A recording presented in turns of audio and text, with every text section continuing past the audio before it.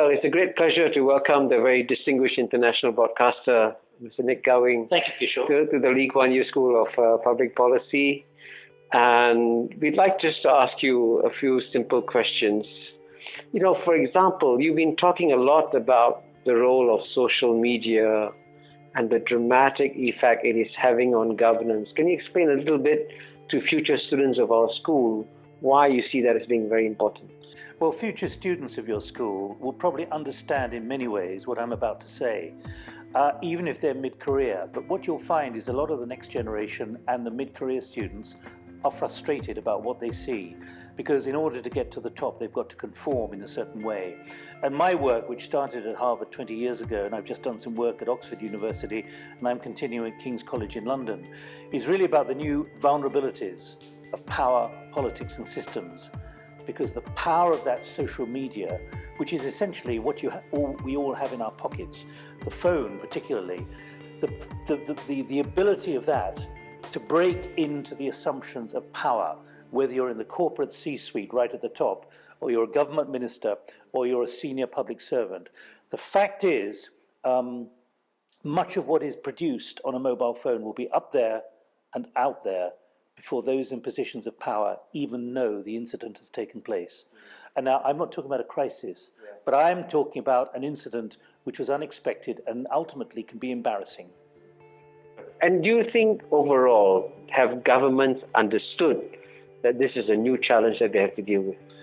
I think increasingly there are some who are understanding it, and then there's a division between those who want to resist it and those who are prepared to embrace it. But I don't think most have quite understood how inevitable it is, how irreversible it is, and how inexorable it is, and the implications for governance.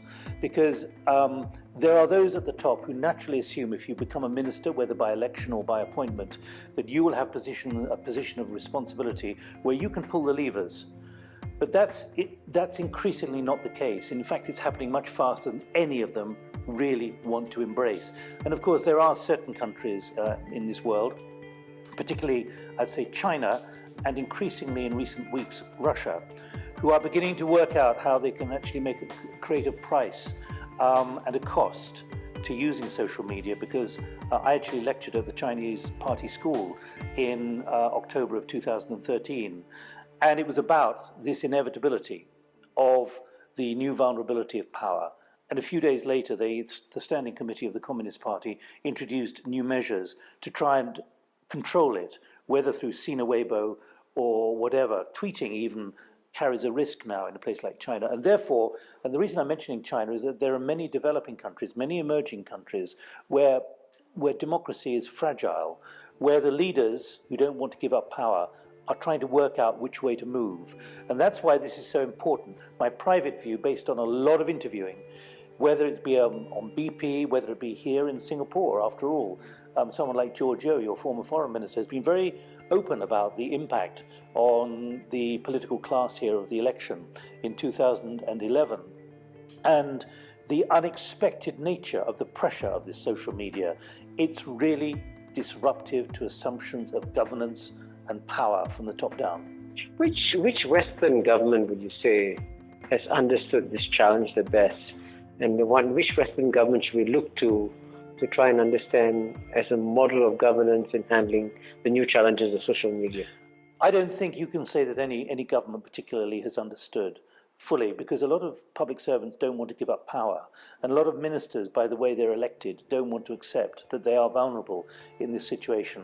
And in the corporate world, you need to talk about the corporate world, because there's the governance of corporations, whether it be legal governance or financial governance.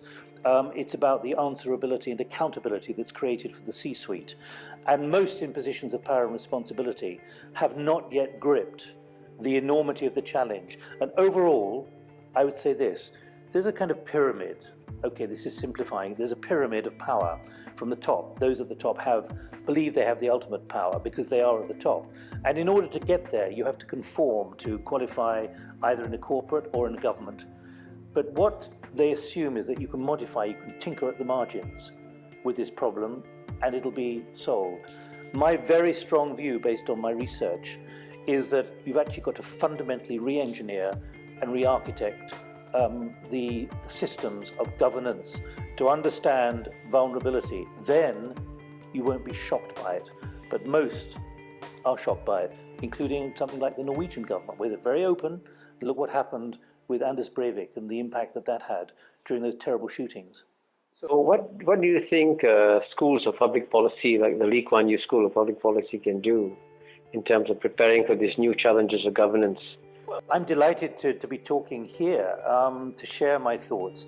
It doesn't come easily to a lot of schools of governance because, dare I say it, even to the dean of the school here, there's a certain tradition in wherever I see this, whether it be in business schools or in schools of government and governance, that because of the literature is sending people down a certain track.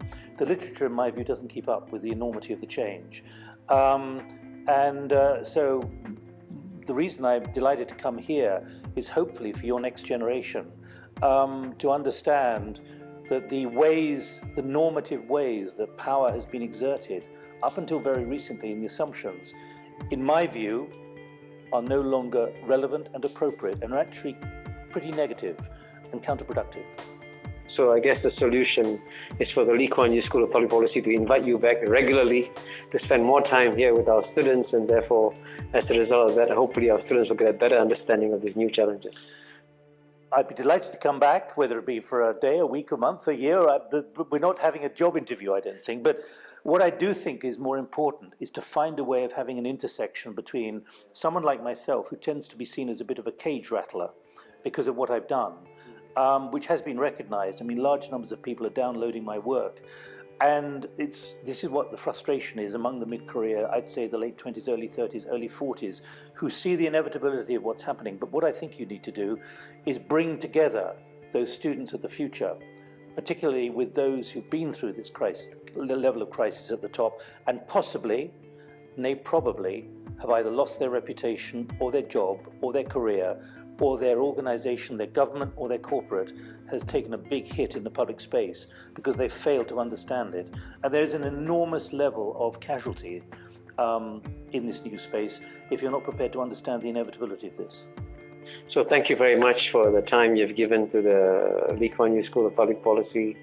We appreciate very much the advice you've given to us, and we look forward to seeing you back here again, hopefully in not too distant a future. Well, I hope my ideas are not so revolutionary that you don't let me back in, Dean, if I may say. Thank you very much. Thank you. Thank you.